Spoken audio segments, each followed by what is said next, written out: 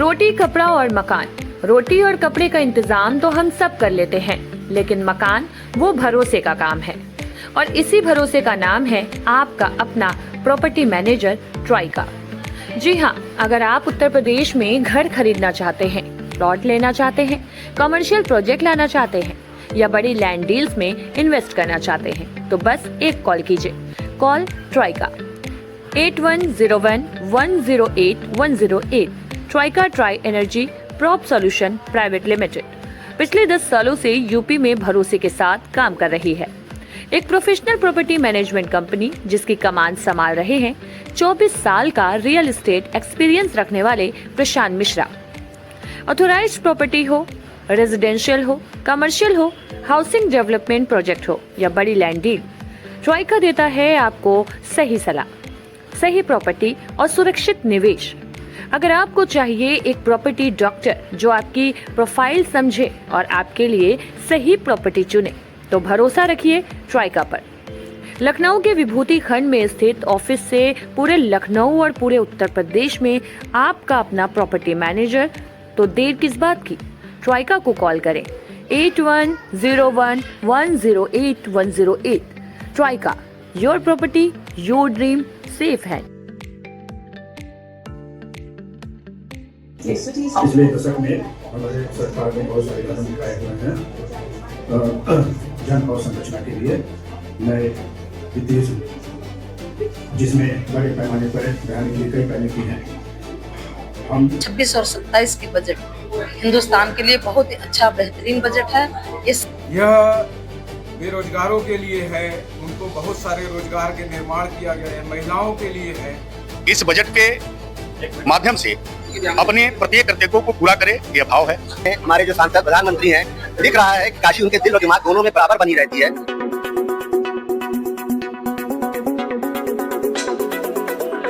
देश भर की नजर जो है केंद्रीय बजट 2026 पे टिकी हुई थी कि ये जो बजट है 2026 आने वाला है किसके लिए हेल्पफुल है, किसके लिए जेबे पे जो है असर पड़ेगा। नमस्कार, मैं साक्षुअल, आप देख रहे जयदेश न्यूज। इस वक्त मौजूद भाजपा कार्यालय गुलाब बाग में स्थित। यहाँ पे आपने देखा कि तमाम जो भाजपा के कार्यकर्ता, पदाधिकारी और मंत्री खुद यहाँ पे मौजूद थे और उन्होंने केंद्रीय बजट 2026 सुना और हम उनसे जानेंगे, रविंद्र जायसवाल और भी तमाम जो कार्यकर्ता पदाधिकारी है उनका क्या ओपिनियन है इसको लेके और सरकार इसको कब तक अप्लाई करेगी, इसके बारे में जानेंगे। आपको बता दें कि वित्त मंत्री निर्मला सीतारमण ने आज 9वीं बार जो है बजट पेश किया है। हम चलते हैं, बात करते हैं उन्हीं से सीधा कि उनका क्या इस पे ओपिनियन है। हमारे साथ रविंद्र जायसवाल जी हैं जो कि आज केंद्रीय बजट 2026 पेश हुआ है। हम उन्हीं से बात करेंगे। आज जो बजट 2026 पेश हुआ है, ऐसा कहा जा रहा है युवाओं और मिडिल क्लास के लिए क्या ऐसा प्रभावी है? ये हर वर्ग के लिए विकसित भारत के संकल्प को पूरा करने के लिए शानदार बजट है। विकास की है, ढांचा की है, बुजुर्ग के है, नौजवान के लिए, किसानों के, व्यापारियों के लिए, यहाँ तक कि बेटियों की पढ़ाई के लिए हर जिले में बनाए जाएंगे हॉस्टल। बनारस के लिए विशेष है कि बनारस सिलीगुड़ी, बनारस से दिल्ली हाई स्पीड ट्रेन आ रही है। बात करें तो अगर ये तीनों वर्गों के लिए जो है बजट इस बार पेश हुआ है, गरीबों और युवाओं और मिडिल क्लास के, तो कैसे ये संतुलन और कैसे बनाए रखेगी सरकार? इस सरकार ने शानदार घोषणा कर दिया, तो नीति बना करके उसको आगे ले जाएंगे। बात करें तो लगातार विपक्ष कहती है कि खाली जो बजट पेश होता है लेकिन जमीनी स्तर पे और जो दिखता नहीं, इससे क्या कहेंगे? विपक्ष वाले नादान हो चुके हैं। हमारे साथ डॉक्टर नीलकंठ तिवारी जी हैं, हम उनसे जानेंगे जो केंद्रीय बजट 2026 पेश हुआ है उनका क्या नजरिया और उनका क्या राय इस पे। आज जो केंद्रीय बजट 2026 पेश हुआ है इसको लेकर कितना आप मानते हैं कि सक्सेसफुल और कितना राय है? ये आदरणीय प्रधानमंत्री जी की प्रेरणा मार्गदर्शन में केंद्रीय वित्त मंत्री श्रीमती निर्मला सीतारमण जी ने ऐतिहासिक बजट पेश किया। यह कर्तव्य भवन का पहला बजट है। इस बजट में कर्तव्य का भाव कूट कूट से कर भरा है। सरकार का प्रत्येक व्यक्ति, सरकार से जुड़ा हुआ व्यक्ति इस बजट के माध्यम से अपने प्रत्येक कर्तव्यों को पूरा करे, यह भाव है। सर्वजन के सुख की परिकल्पना है। गरीब, किसान, मजदूर, व्यापारी, युवा, विद्यार्थी और सनातन परंपरा को भी इसमें जोड़ते हुए एक संपूर्ण विकास की, अंत्योदय की परिकल्पना को साकार करते हुए इस बजट को प्रस्तुत किया गया है। इसके लिए आदरणीय प्रधानमंत्री जी का, आदरणीय वित्त मंत्री जी का हृदय से अभिनंदन है। काशी के लिए भी विशेष योजनाएं मिली हैं। काशी से हाई स्पीड रेल कॉरिडोर जो 7 स्वीकृत के लिए पैसा जारी किया गया है, उसमें एक वाराणसी न्यू दिल्ली का भी हाई स्पीड रेल कॉरिडोर है। साथ ही यहाँ पर एक जहाज के मरम्मत का भी सेंटर खुलेगा। जो कल्चरल सिटी है, उस कल्चरल सिटी में बनारस भी आता है, उसके लिए स्पेशल योजनाएं हैं। 5 लाख के ऊपर के आबादी के जितने शहर हैं, उस शहर के विकास की, व्यवसाय की, MSME के लिए अलग से योजना बनाई गई है, जिसमें काशी को भी लाभ मिलेगा। ऐसे अनेक योजनाएं काशी के लिए भी हैं, संपूर्ण भारतवर्ष के लिए हैं, सर्वजन के लिए है, इंफ्रास्ट्रक्चर, हर चीज के लिए, एविएशन, सबके लिए इस बजट में रखा गया है। बुजुर्गों के लिए एक अलग से व्यवस्था की गई। बुजुर्गों के लिए पहली बार किसी सरकार ने जिम्मेदारी लिया, इस सरकार ने जिम्मेदारी लिया है कि देश का जो बुजुर्ग है उसको सरकार ओन करेगी, उसकी सेवा की व्यवस्था, उसके रहने की व्यवस्था और उसको सेवा करने वाले व्यक्ति की भी व्यवस्था। इसके लिए 1.5 लाख बुजुर्गों को केयर टेकर का प्रशिक्षण देकर के केंद्र सरकार रखेगी और ऐसे बुजुर्ग जिनका कोई सेवा नहीं कर पा रहा है, केयर टेकर करेंगे। साथ ही बुजुर्गों के लिए अलग से चिकित्सा के लिए व्यवस्था, आत्मनिर्भर भारत में 2000 करोड़, 10,000 रुपया MSME के लिए, और जो सबसे महत्वपूर्ण हुआ गरीबों के लिए, वह जो बड़ी बीमारियां थी, कैंसर वगैरह, इसके दवाओं का मूल्य भी इस बजट में सब्सिडाइज किया गया, कम किया गया। आदरणीय प्रधानमंत्री जी का हृदय से अभिनंदन है, आदरणीय वित्त मंत्री जी का हृदय से अभिनंदन है ऐसे जनोपयोगी बजट बनाने के लिए। बात करें तो केंद्रीय बजट 2026 जो है युवाओं और रोजगार के लिए कितना मजबूत मानते हैं? देखिए, आप एक ही चीज देखेंगे, 10,000 गाइड प्रशिक्षित किए जाएंगे, 1.5 लाख केयर टेकर नियुक्त प्रशिक्षित किए जाएंगे बुजुर्गों के लिए, 10,000 करोड़ MSME के लिए, 2,000 करोड़ आत्मनिर्भर भारत के लिए।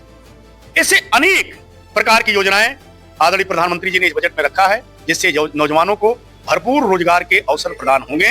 और जब भी कोई भी बजट आता है, उसमें जो योजनाएं इस तरीके की होती हैं उद्योग धंधों के लिए, टैक्स स्लैब में भी कोई बढ़ोतरी नहीं की गई। टैक्स स्लैब में भी ऐसा नहीं किया गया कि टैक्स को इंपोज किया गया हो, बल्कि टैक्स का सुधार हुआ है।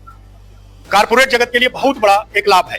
जब कारपोरेट जगत को लाभ मिलेगा, व्यापार बढ़ेंगे, उद्योग बढ़ेंगे, उद्योगों को मजबूती दिया जाएगा। रक्षा क्षेत्र में बहुत बड़ा धन की व्यवस्था की गई है, सब जगह रोजगार ही बढ़ेगा।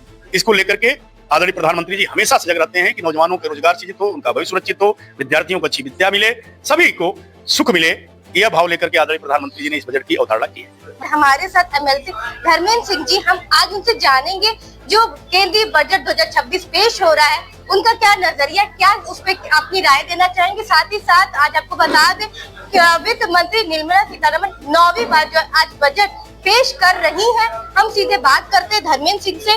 धर्मेंद्र सिंह सर, हमारे चैनल में आपका स्वागत है। हम लोग काशी के हैं और काशी दिख रहा है आज हमारे संसद में। आदरणीय प्रधानमंत्री जी जो हमारे काशी के यशस्वी सांसद हैं, बाबा भोलेनाथ की नगरी काशी और हमारे आदरणीय मोदी जी की काशी, जिसे वो मेरी काशी कहते हैं। तो आज काशी से दिल्ली तक की जो हाई स्पीड ट्रेन की एक सुविधा देने का संकल्प लिया गया है और एक टेक्सटाइल नीति बनी। आप जानते हैं कि पूरे देश में जो हथकरघा उद्योग है, हस्तशिल्प है, वो काशी में उसकी बहुत प्रमुखता है। तो इन चीजों पर बजट में आदरणीय निर्मला सीतारमण जी ने ध्यान दिया है। हम सब उनको बहुत बधाई देते हैं और काशी वासी गदगद है। आप देख सकती हैं कि कितना उल्लास है, लोग मिठाइयाँ खा रहे हैं, खिला रहे हैं।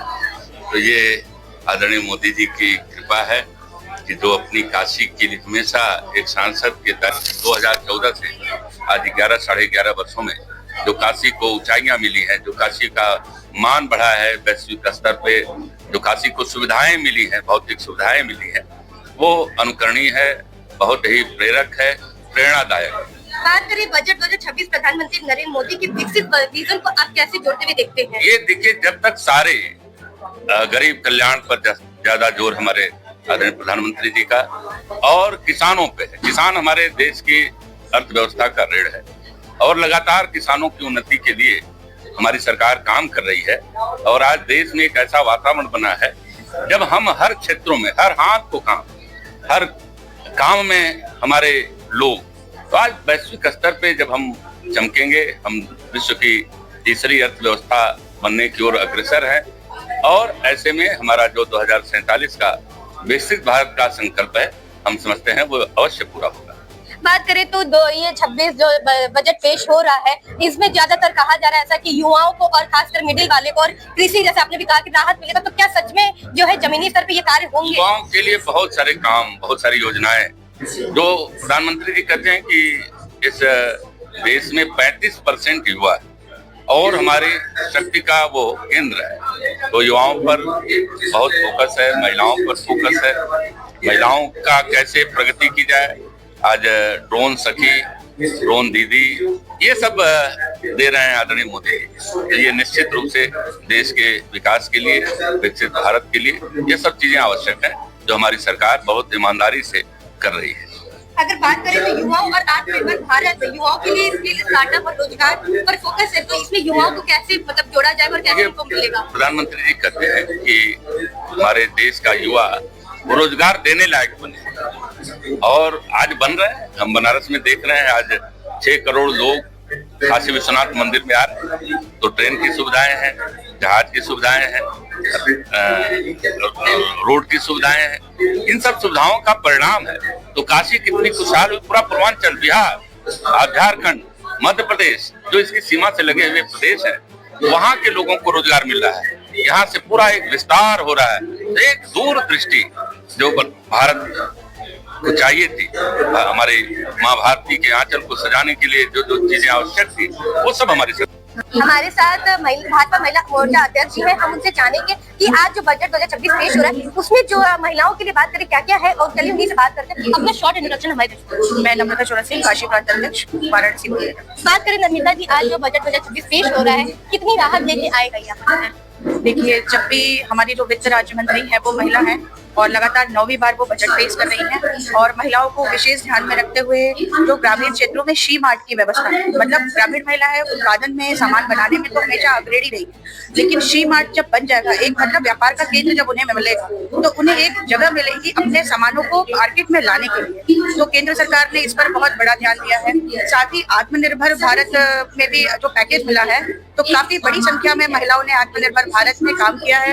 एमएसएमई के सेक्टर में देखा जाए तो एमएसएमई के सेक्टर में भी केंद्र ने महिलाओं को भी फोकस किया है, महिलाओं को निरंतर बजट देती आ रही है। साथ ही जो वर्किंग लेडीज है, वर्किंग लेडीज के लिए जो हॉस्टल्स होता क्या तो हमेशा प्राइवेट या कहीं लेके रखी, तो सरकार द्वारा ये पहल की गई और लेडीज हॉस्टलों का निर्माण प्रत्येक जिलों में करने की घोषणा की गई। इस प्रकार से बजट में देखा जाए तो एक आम जनता, महिला, युवा सभी को टारगेट करके केंद्र सरकार ने बजट पे एक अच्छा विषय रखा है। हमारी केंद्रीय मंत्री बजट की महिला ही हैं और प्रथम महिला वित्त मंत्री रही है, 9वीं बार बजट पेश किया। निरंतर उन्होंने नारी शक्ति को आगे बढ़ाने का काम किया है और सबसे बड़ा बात प्रधानमंत्री नरेंद्र मोदी जी की सोच थी जो लखपति दीदी को आगे बढ़ाना। एक बहुत बड़ी संख्या में लखपति दीदी को केंद्र सरकार ने आगे बढ़ाया, महिलाओं को आत्मनिर्भर बनने के लिए प्रोत्साहित किया और आगे हमेशा निरंतर किया। हमारे साथ क्षेत्रीय मंत्री पूजा दीक्षित जी हैं, हम उनसे जानेंगे आज जो ये बजट पेश हो रहा है। अब बात करें, आप क्षेत्रीय मंत्री हैं तो कितना आपके क्षेत्र में देखा जाए तो विकास और महिलाओं के? जी बिल्कुल, ये काशी में अगर आप देखिए तो प्रधानमंत्री का ही संसदीय क्षेत्र है और इस क्षेत्र में बहुतरफा विकास हो रहा है। और आज का जो बजट देख रहे हैं उसमें कई ऐसी योजनाएं हैं जो वाराणसी से लेते हुए बहुत सर्किट बनाने की बात हो रही है, मंदिरों का फिर जो नवीनीकरण हो रहा है उसको लेकर बात हो रही है और साथ में ऐसी करोड़ों योजनाएं महिलाओं के पक्ष में आई है जिसमें लगता है कि सरकार ने हर तरफ से, चाहे युवा हो जिसमें इन्होंने इलेक्ट्रॉनिक्स को सस्ता करने की बात करी है, इलेक्ट्रिकल व्हीकल को सस्ता करने की बात करी है, महिलाओं के लिए अन्य ऐसे साधन, क्योंकि आजकल हर महिला बाहर काम करने निकली है और अपना घर संभाल रही है, उसको देखते हुए भी कई ऐसी वस्तुएं हैं जो आज महिलाओं के लिए सस्ती हो गई है। हमारे साथ निर्मला जी हैं, हम उनसे जानेंगे और साथ ही कि बालभोग की सदस्य हैं, उसके उनके वाणी से चलते नीचे बात करते हैं। आज बजट 2026 केंद्रीय पेश हो रहा है, क्या कहेंगे, कैसा इसका नजरिया है, इसको देखते हुए क्या राय है?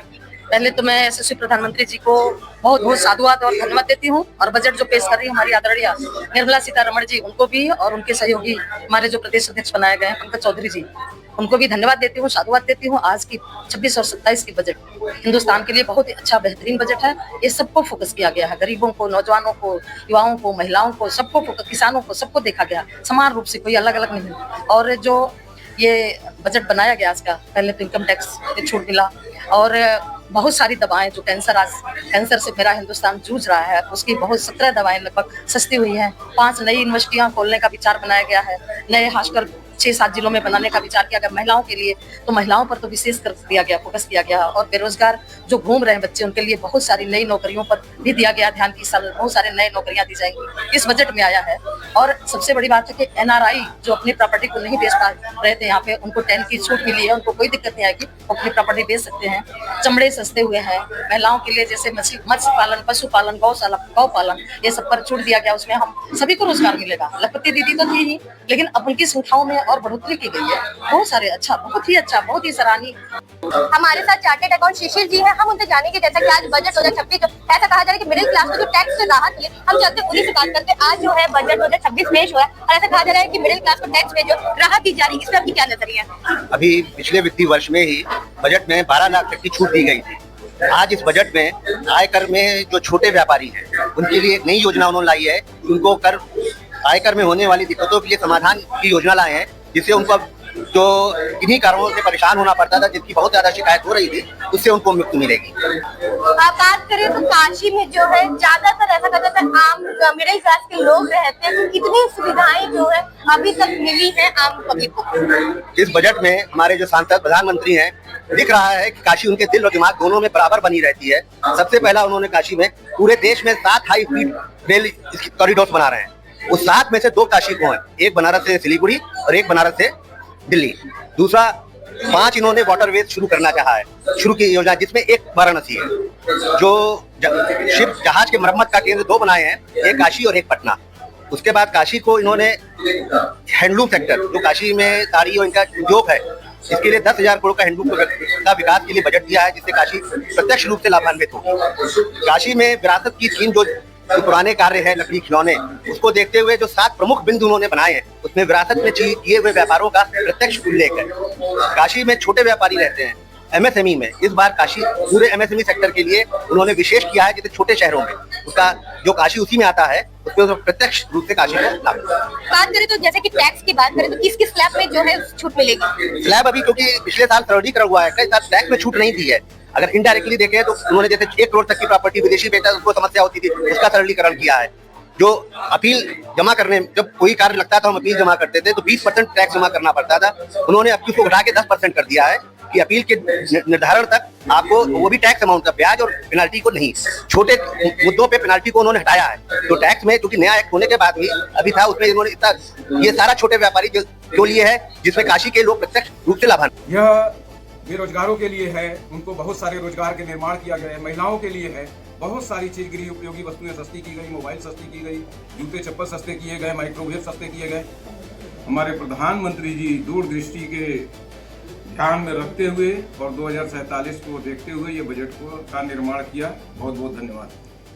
अभी आपने रविंदर जायसवाल, MLC धर्मेंद्र सिंह को सुना और तमाम जो भाजपा के कार्यकर्ता पदाधिकारी, उन्होंने बताया कि जो केंद्रीय बजट 2026 पेश किया गया, सरकार का एक मेन मोटो जो है विकसित भारत की ओर अग्रसर करना, साथ ही साथ युवाओं को जो 35% युवा है उनके ऊपर ज्यादा फोकस करना, ताकि कल के दिन जो युवा रोजगार पाए और अपने भारत का और अपने साथ साथ अपना भी नाम रोशन करे। और साथ ही साथ उन्होंने कहा कि सरकार नियंत्रण जो है इस पे जो है कार्य कर रही है, ताकि भारत एक नए भारत के रूप में लोगों के नजर में आए। ऐसे ही दिलचस्प खबरों से आपको रूबरू कराते रहेंगे। आप तब तक बने रहे जयदेश न्यूज के।